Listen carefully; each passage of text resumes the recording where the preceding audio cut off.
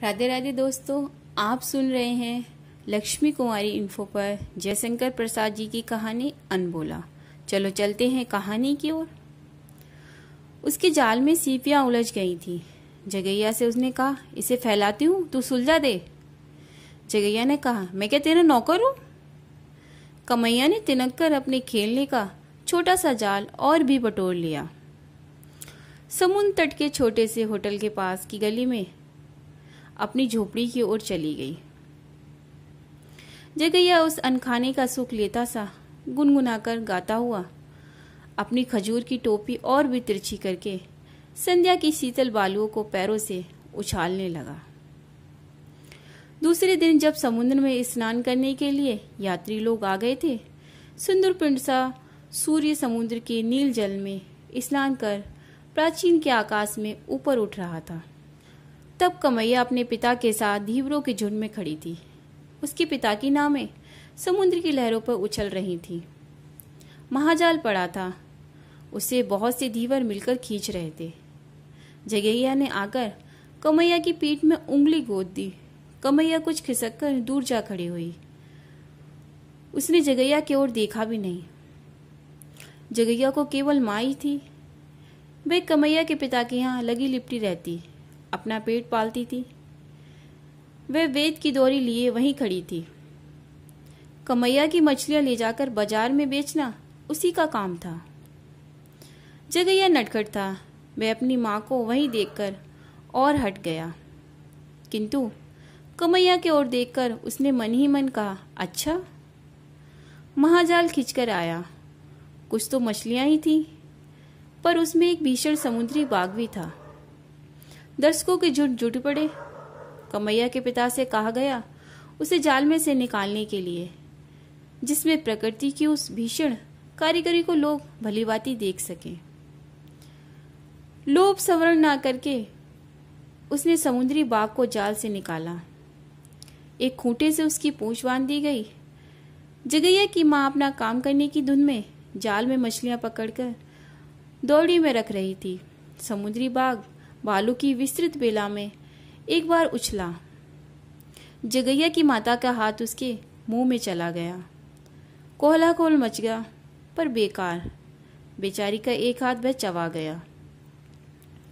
दर्शक लोग चले गए। जगैया अपनी मूर्छित माता को उठाकर झोपड़ी में जब ले चला, तब उसके मन में कमैया के पिता के लिए असीम क्रोध और दर्शकों के लिए घोर प्रतिहिंसा उदित हो रही थी।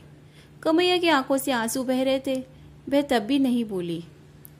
कई सप्ताह से महाजाल में मछलियां नहीं के बराबर फंस रही थी। चावलों की बुछाई तो बंद ही थी, नावें बेकार पड़ी रहती थी। मछलियों का व्यवसाय चल रहा था, वह भी डबाडोल हो रहा था। किसी देवता की आकृपा है क्या? कमैया के पिता ने रात को पूजा की। बालू की वेदियों के पास खजूर की डालियां पड़ी थी। समुद्री बाघ के दांत भी बिखरे थे। बोतलों में मदिरा भी पुजारियों के समीप प्रस्तुत थी। रात में समुद्र देवता की पूजा आरंभ हुई। जगैया दूर जहां तक समुद्र की लहरें आकर लौट जाती हैं, वहीं बैठा हुआ चुपचाप उस अनंत जलराशि की ओर देख रहा था और मन में सोच रहा था, क्यों मेरे पास एक नाव ना रही? मैं कितनी मछलियां पकड़ता। आहो, फिर मेरी माता को इतना कष्ट क्यों होता? अरे वह तो मर रही है मेरे लिए इसी अंधकार सा दरिद्र छोड़कर। तब भी देखें भाग्य देवता क्या करते हैं।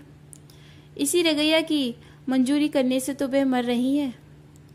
उसके क्रोध का उद्वेग समुद्र सा गर्जन करने लगा। पूजा समाप्त करके मधुराड़ा नेत्रों से घूरते हुए पुजारी ने कहा, रगैया, तुम अपना भला चाहते हो तो जगैया के कुटुंब से कोई संबंध ना रखना, समझा ना?